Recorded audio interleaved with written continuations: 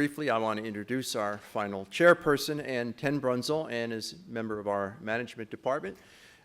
She also does a great deal of work in ethics, published a lot, did her own PhD at Northwestern, but has been an important contributor to our faculty. With great pleasure, I introduce Ann Tenbrunzel.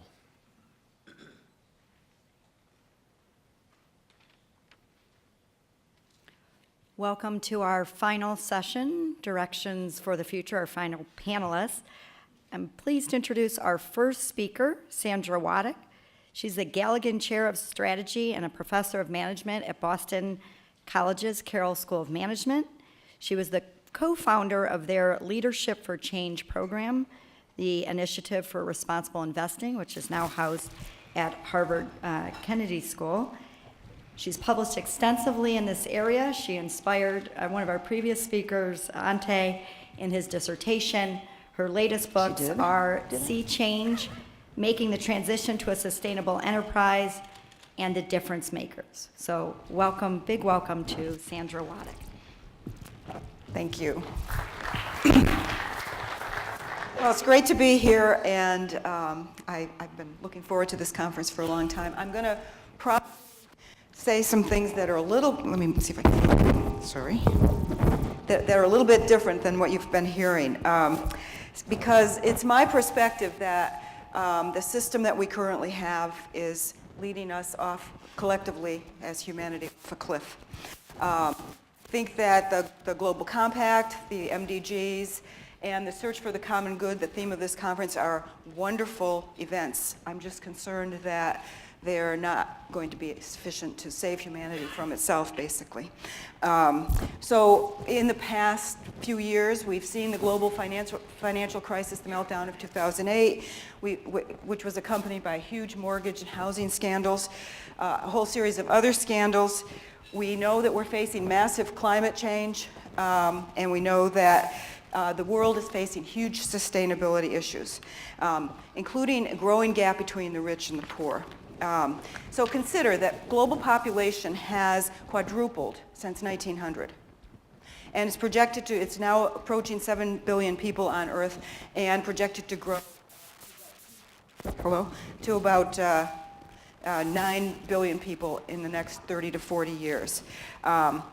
Consider that we're facing ecological constraints from the so-called progress that we have. And consider that what Auntie was talking about, this, in workplaces and in many other parts of our lives, we're facing a crisis of meaning. People do not see a lot of meaning in their lives, partly because spirituality has diminished for many people, but also because our workplaces don't provide many ways in which, often don't provide many ways in which people can actually find meaning within their work. Most of us spend most of our time at work. Since forever, but particularly since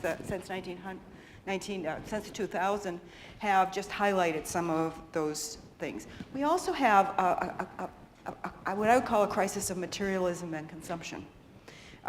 So that our economy is oriented, in this, at least in the United States, towards consuming more and more and more stuff and gaining more and more and more stuff. And when I talk to my MBA students about this, that's it. That's what they think lives are about, is being consumers and gaining more.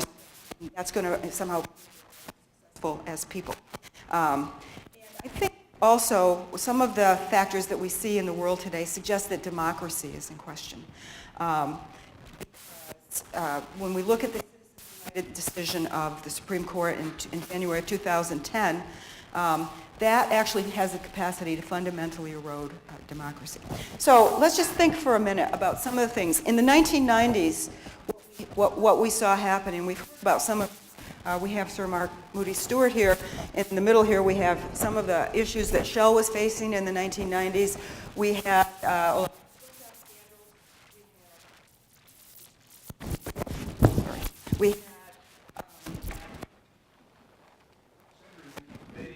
I know.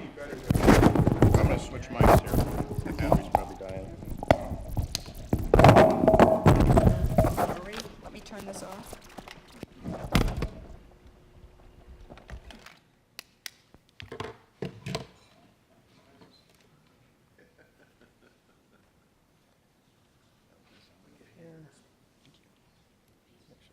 working? Thank you. Is it working? Can you hear me? Okay. How about turn it up? Okay.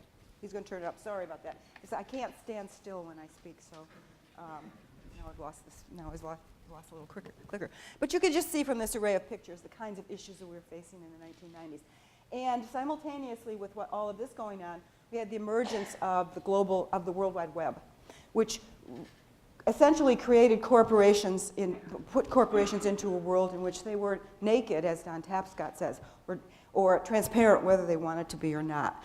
And then we came to the 2000s. And in the 2000s, of course, we had the Enron scandal, which was mentioned, which I understand is, from students here, is embedded in almost every course that they take in one way or another, so that they're hearing about these ethical issues that Enron, WorldCom, and all of these companies had. You had McDonald's facing the you know what, this is not working, so I'm gonna. So much for trying to. Yeah, that would, well, maybe there's one right here. Let me try that.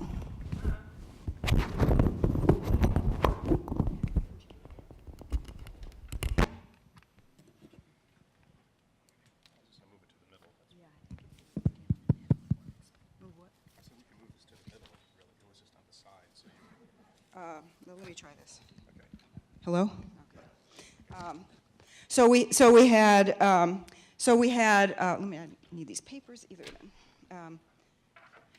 We had all of the scandals that we know of, and then of course in 2008 and ensuing we had all of the financial services industry scandals associated with the meltdowns and the poor mortgage lending practices and a lot of other speculation in global financial markets that created what some people have called a global financial casino.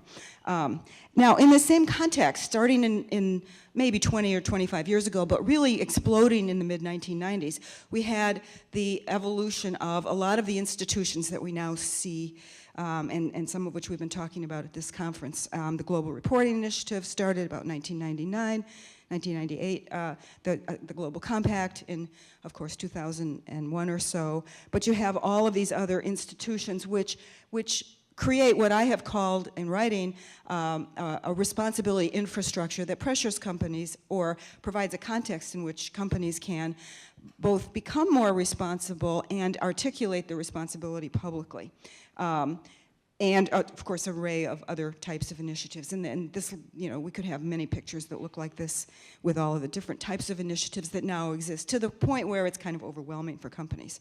And that is what I had called the responsibility infrastructure, consisting of basically three components: market, business facing things, civil society enterprises, and of course, what's not often recognized. Why a lot of the stuff on the left arises is because companies are trying to avoid regulations, but in some states, some nations, regulations have in fact begun to come about. For instance, in France, every company listed on the French Stock Exchange has to be issuing an ESG, or triple bottom line report at this point. And that's true for a number of other countries now. So you see this emerging array of mandate as well. And then, of course, in this context, we have the two subjects that we've been talking about for at the most of this meeting, the Global Compact and the MDGs. So we're going here, in a sense, from the frying pan into the fire. I'm going to ask the question, is corporate responsibility enough? The issues that we face are systemic, and systemic issues, by their nature, demand systemic solutions. The current system that we have, as I just tried to articulate, favors economic over other kinds of interests. And it fosters the squandering of planetary resources and creates misalignment between corporate and social or human goals in many ways, because as we just heard in the last panel, companies are at least assumed to always be fostering the maximization of shareholder wealth. It favors growth in material and economic goods and generally overlooks, in many ways, the common good. Now, I will grant that corporations provide jobs, and some of those jobs provide meaning, and they provide economic stability for a lot of people. So that's sort of a given that underlies our whole economic system. But this system also favors entrenched wealthy interests over other types of interests, or the interests of the masses, in a sense. So if we continue business as usual, if we don't look fundamentally at the system, and so I'm going to disagree with the statement before that perhaps we don't need to rethink corporate charters, we don't need to rethink the purpose of the corporations. I think we may in fact need to do that. If we can consider that business as usual continues, we provide jobs, but corporations are, even if they undertake massive sustainability programs, to the extent that growth as an agenda remains embedded in their core purpose, to the extent that we consider growth the only measure of success, then planetarily we have a problem. Their purposes of maximizing shareholder wealth recognize too narrow a set of interests. They reflect, in my view, a badly broken system, a system that, on the whole, lacks integrity. Because one of the meanings of integrity, integral, is wholeness. And this is a system, if we're favoring consumption over other interests, if we're favoring materialism, if we're favoring the rich over the poor, that system does not have that kind of integrity, wholeness. And therefore the capacity to think about the common good becomes diminished. So Ed Freeman, who's the founder, the father, if you will, of stakeholder theory, talks about needing a new narrative for business, and I agree that that's exactly the kind of thing that we need to think about. So in that context, we have the Global Compact and the MDGs, and we've had a lot of talk about them. They've spawned numerous, the UNGC has spawned numerous other initiatives, including PRIME and the PRI, which we heard about yesterday. They foster the notion that business can both be good and be good for business. But when we think that sustainability or corporate responsibility always has to have a business case, then we may be misguided, because sometimes there are things that need to be done that don't necessarily have a business case. And I was at the Leaders Summit, the Global Compact Leaders Summit this past year, and the chairman of the World Economic Forum basically argued that it was, I won't say it here because it's Notre Dame, but it was nonsense, to use a more less colorful word than the one he used, to think that there's always a business case for social responsibility. And the MDGs have done a lot of good, and you can read what's there. Business engagement, Nelson and Prescott suggest there are a number of ways in which businesses can in fact be helpful in helping to achieve the MDGs. I'm not going to read through them because that's out there in the literature and you can read them for yourself. But I would argue that even if businesses did everything that Prescott and Nelson suggest, that the system isn't going to be changed a lot. What we can see in the last 15 years is that a lot has changed. We have this infrastructure we didn't used to have. We have businesses engaging in sustainability initiatives and corporate responsibility, and we heard a lot about those yesterday, and it's really, I mean, to the point where it was almost overwhelming what some businesses were doing to try to help. But to the extent that business as usual means increasing materialism, increasing consumption, and to the extent that the world and businesses do not tackle the issue of climate change, which some people, and sustainability, and you don't need to be, you can be a climate change skeptic, in my view, and still think that there's a huge sustainability crisis on this planet. Every single ecological system is thought to be in decline, every single one. And we are straining the Earth's capacity. Our food production system is stripping topsoil off of our planet and putting all kinds of pollutions into our rivers and streams and onto the land. It is inherently not a sustainable way to mass produce food. And now we're talking about a planetary population of 9 billion people in the near future. So we've seen not sufficient progress on the issues of sustainability or climate change. So I'm going to argue that growth is the problem. The mantra of growth is the problem. Materialism is the problem. And that we fundamentally need to rethink this concept of growth, that we always need to be growing. In fact, if you think about the fact that there are 1.4 billion youth in the world today who have no access to meaningful work at all, or work at all, never mind meaningful work, then productivity isn't the answer either, because more productivity means fewer jobs, not the more jobs that the world needs in order for people to live decent lives. That's the ILO's framing of decent work, decent lives. So we need new concepts, a new narrative, as Ed Freeman says, a narrative of what my colleague at Boston College, Juliet Shore, calls plenitude, or perhaps sufficiency, or what we came up with at the World Business as an Agent of World Benefit Conference, plenitude. And we need to have both the economic conversation and a conversation about what is real wealth or well-being or values. So economics is not value-free. Economics, despite what your finance professors will tell you, is embedded in a logic that the only value is monetary value, okay? Well, as human beings, we know that there are other values that are necessary. The business case for corporate responsibility suggests we can do well and do good at the same time. But a societal perspective asks us to take ourselves beyond monetary considerations towards consideration of well-being. I'm just going to skip to... So we need to be thinking about well-being and finding measures of well-being, and there are some of these that have begun to pop up in various parts of the world, the Happy Planet Index, or the Genuine Progress Indicator. By the way, the U.S. doesn't do so great on the Happy Planet Index, or the GPI for that matter. And there's a divergence between GNP, which measures things like, the Japan crisis that's being faced. When they start to rebuild Japan, all of that will be value add to GNP. Really?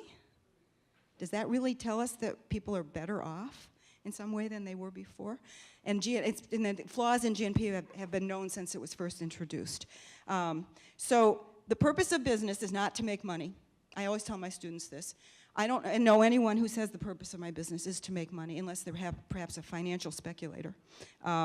Because if you say that, people say, well, that doesn't tell you the answer to the strategic question of what business are you in. You got to answer that in terms of purpose. So we've heard about purpose a little bit before, and we need to be arguing that we need to be changing so that businesses serve purpose. Their purpose is serve the needs of society, and they serve the needs of the planet, which we need to maintain a set of conditions that support human existence.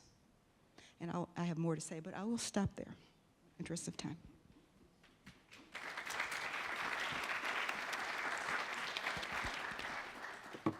If you are like me, you have a hard time remembering your questions after several presenters go by. So if there are any one or two questions that you would like to ask at this moment, we're happy to take them now. And if, yes.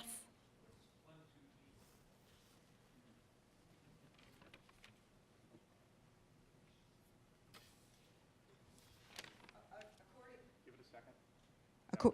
Thank you.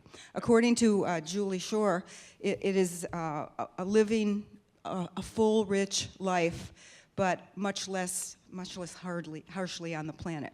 So it would be more local production, perhaps more self-production of the kinds of things that we need, less acquisition of things, but maybe more music, more social life, more community, more capacity to be with others and doing things that you care about, more hobbies, more things that you like, and not working, 90 hours a week.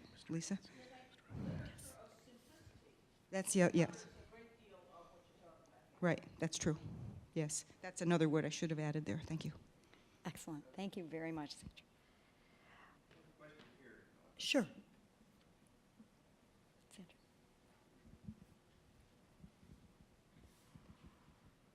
Just a comment. I mean, you focus, understandably, very much on business.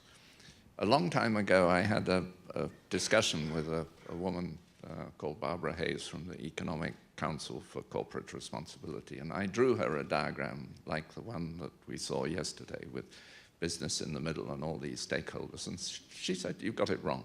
Society's in the middle and business is just one of the stakeholders. And that's the problem. Business is one of the stakeholders. Exactly. We are part of society. But in order to do all the things you want, you've got to change society, and that's a lot bigger job than changing business. Absolutely, but, you know, I draw the environment as the big circle, and 3 circles, business, civil society, and government, sort of intersecting circles, because the boundaries are blurring to them. That's a whole other discussion that we could have. So, absolutely. But what is necessary to support human existence on this planet in any capacity whatsoever is a certain set of ecological conditions that we are on the edge of pushing beyond, and that is a very scary prospect. And there's enough scientific evidence, and then there's some new thinking by McKibben and James Lovelock and others to suggest that we're already pushing kind of those limits and may have already exceeded some of them. So.